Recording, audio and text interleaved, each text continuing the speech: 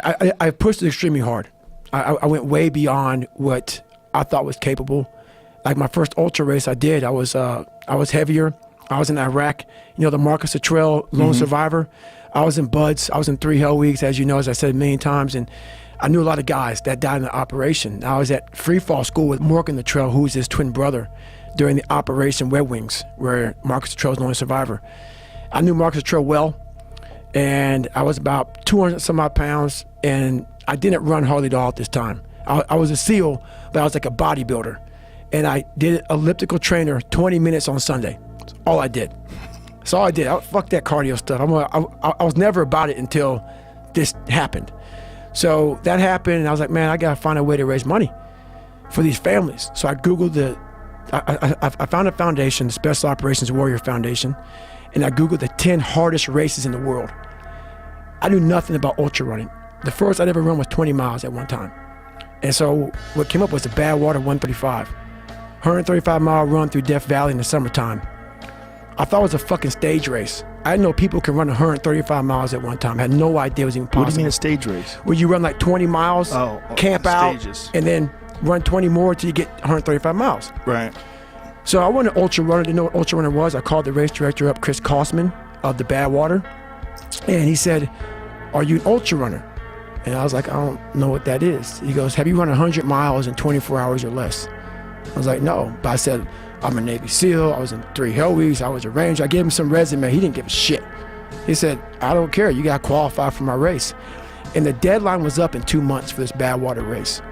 And basically, he said, "There's 2 more races you can do to qualify, and I might consider you in my race. We select top 90 athletes in the world, and you're not even an ultra runner, but I like your cause, like what you're doing." He said, "I'll call him up on a Wednesday." And he goes, "There's a race on Saturday in San Diego one day, where you run around a 1-mile track for 24 hours. So many miles you can get. If you get 100 in 24 hours, I will consider you in my race." I did the math, 14-some-minute mile. Fuck it, I can do that. Dumb shit thinking, I'll tell you that right now. It was rough. Worst pain I've been in my entire life was this race. So I have my wife at the time, she's now my ex-wife. We go to Walmart, get a blue lawn chair, Ritz crackers, and Mileplex. That's what I'm gonna have for a 100-mile run. So, show up at the start line of this race. It was the AUA National Championships. It's like the best ultra runners compete against each other to see how many miles you can get in 24 hours. And I'm this big bodybuilder looking guy with a shirt off. How much did you weigh back then? I would say I was at least 230. At least. It may have been more. Then jacked. Yeah, I was ripped the fuck up. I big old chest. I was big. I was jacked up. There's a picture of me. You definitely didn't look like someone who could run 100 miles. No, not at all. So basically, I start running, and I get to about mile 40, mile 50, and I'm feeling pretty good. I get to mile 70, and it was the worst pain in my life. I sat down in this blue lawn chair at mile 70, and the Ritz crackers after mile 20 became Ritz cracker balls because I wasn't hydrating correctly. I didn't know what to do. I was drinking Mileplex for my nutrition because I couldn't eat these Ritz crackers. Had very minimal water, if any at all, and I was just dying. So I sat down in this blue lawn chair as I was watching all these runners go around in this circle. I was all dizzy and lightheaded, hadn't gone to the bathroom. It's been about 12 hours. I went 70 miles in about 12 hours, which is good.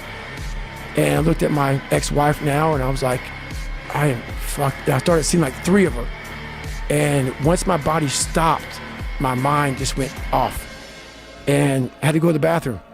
And the bathroom was like 20 feet away from me, if that. And I couldn't. And so I sat there and peed blood down my leg and started crapping up my back, and with 30 miles to go. And my feet were broken. I was just in the worst shape, because once you stop running, not running like that, I mean, I hadn't run in almost a year. I was just doing bodybuilding stuff and 20 minutes on the elliptical trainer. No running at all. I probably ran no more than 50 miles the whole year. That wasn't my thing. I wanted to be like jacked. You know, I didn't want to be cardio guy. I wanted to be ripped, big Navy SEAL guy. And the day before this race, it's funny, this guy named Joe Burns, who put me through my hell weeks, a SEAL guy, he's one of the hardest guys out there. He was in the gym the Friday before I did this race. And he was doing a full body squats, deadlifts, power cleans. I said, fuck it, man. He's a guy that approved me to do this race. He gave me the approval to go do this race and signed off on it. So I'm in the gym. I went in there and did a full body, hardcore squats, deadlifts, and everything with this guy. Because I knew he was gonna come watch me in this race. So I've always been about, all right, man, you're gonna see me come in here and jack this weight, and tomorrow you can watch me do a 100-mile run. What do you can think about that? So basically, I paid for it. So he came out there with my favorite thing, chocolate, mini donuts, because he knew my story of my past life, and brought 6 mini donuts out there, and I had my hat pulled down, and at mile 70, man, it was torturous. And with blood down my leg and 30 miles to go, I started reaching the cookie jars, man. I started pulling off all kind of stuff. I reached in my mind, and a lot of us, when we have bad times in life, even the hardest person in the world, we forget how badass we are during that hard time. I have a thing where I take a couple seconds to reflect on, hang on, man, you've been through this, you've been through that, you overcame this, overcame that. I don't ever close my mind to the fact that this can be done.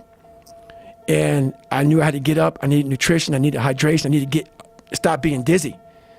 So that's the first thing I did. I didn't panic on I had 30 more miles to go to get 100. I started about the process. Slowly but surely I was able to stand up, and I was literally hobbling around this track, just walking. No running at all. I couldn't run. My feet were in the worst pain. This is the worst pain I've been in my entire life. Nothing in any training is even comparable to this last 30 miles. And what happened was, my ex-wife looked at me and she's like, man, we agreed I'm not gonna make the time. I was going way too slow. And at that time, at mile 81, something clicked that I'll never probably be able to do again, when my mind, body, spirit, soul, everything just connected. And my mind knew I wasn't fucking around anymore. It knew I wasn't gonna quit. It knew that guy was dead and buried and gone. And I was gonna die out here on this fucking Walmart for whatever reason why I was gonna get through this motherfucker. I didn't give a damn. It made there was no fucking crowds. There was no trophy at the end. I wasn't even in a race in my mind. It was nothing. It wasn't about nothing. There was no nothing. It was a bunch of people who didn't know who the fuck I was, and it was me against me. And I used all these different dark places to start bringing out light and just fucking going deeper and deeper. Ended up running the next 20 miles. I ran 101 miles, and I ran the next 20 miles, at about a 10:30 pace.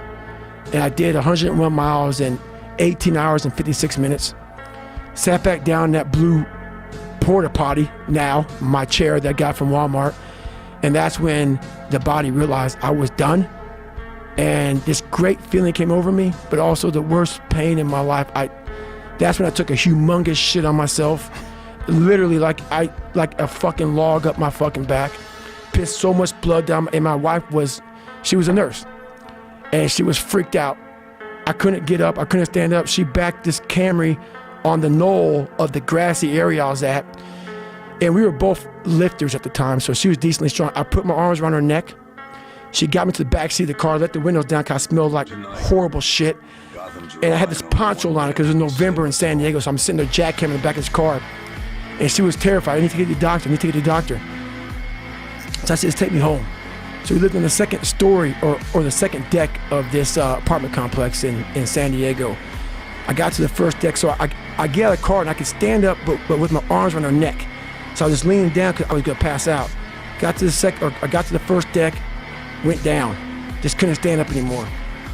Got around her neck, worked up my way up the railing, got my arms around her neck again, walked to the kitchen area, which was right in the front door. I was laying on the poncho liner, crap was everywhere. She helped me manage to get into the tub, and it looked like dirt was coming out of my penis. This looked horrible, just the grossest thing in the world. It's the worst pain I can ever be in my life. And the craziest thing, I'll tell you a story because it's right now. I'm not sadistic, I'm not crazy. People may think that. They may want to put a title on me after hearing me because it makes them feel better. Because they think, wow, this guy must be some special or just fucked up crazy dude. No, I'm a guy that came from nothing. Anybody's capable of doing shit like this. Anybody.